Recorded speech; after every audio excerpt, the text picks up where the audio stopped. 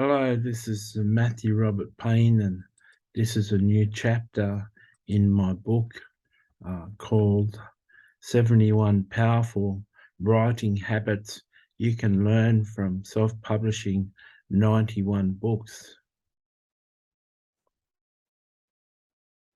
This is chapter 17, and this is called uh, Develop a Relationship with Your Readers Through Honesty and Transparency. As you write a book and as you make your points and develop your points, it's important to share illustrations to explain your point and give substance and meaning to each of the points that you're making. When you're doing this, when you're writing illustrations and putting in illustrations in your non-fiction book, be bold and be encouraging in the way that you do that.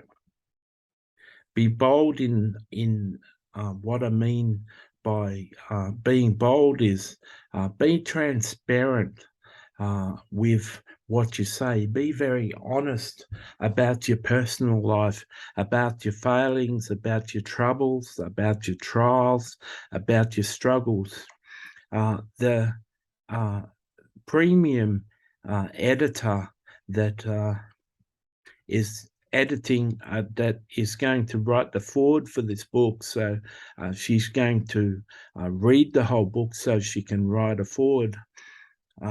She's going to be reading this book. She's going to read that I couldn't afford her anymore, and now I'm using a cheaper and lower standard Fiverr editor. She would never suggest a professional author do that, but that's just my position that I find myself in.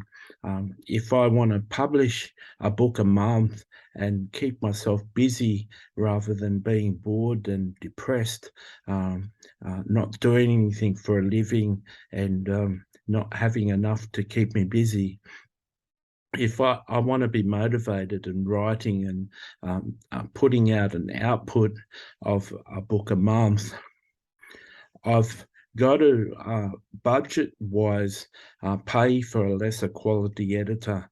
If I had to pay for her premium editing services, I could only put out a new book every 4 months.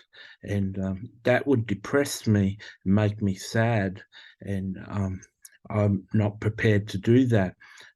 So being transparent and honest is admitting to you, the reader, that the quality of my editing isn't as good as I would like it to be, and the fact that I can't afford a premium editor and a professional editor, and I have to use a cheaper editor. That takes guts and it takes boldness to share that.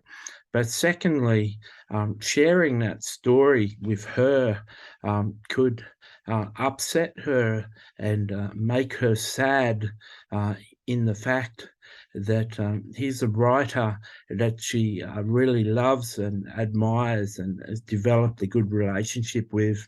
And he's forced into a position where he can't have the best standard of editing in his work. And that could be upsetting to her because she believes in a top-class job. So knowing that she's reading this book in order to write the foreword has allowed me to be really transparent and honest. I'm being honest with you readers and using an illustration within an illustration just to make my point that sometimes it's best for your readers to write something that is uncomfortable. How could I promote a book of professionalism and successful habits that I've developed, and freely admit to you that I'm making a mistake by not paying for the services of a premium quality editor. And that's my honesty. I hope as I share that struggle and that trial that I have, and that trade-off that I'm forced to live with, I hope that that has built trust within you, to know that if I can be vulnerable and honest with you in order to teach you something, that I can be trusted with your life and with your profession and with your book writing career, that I'm telling you the truth as best as I know.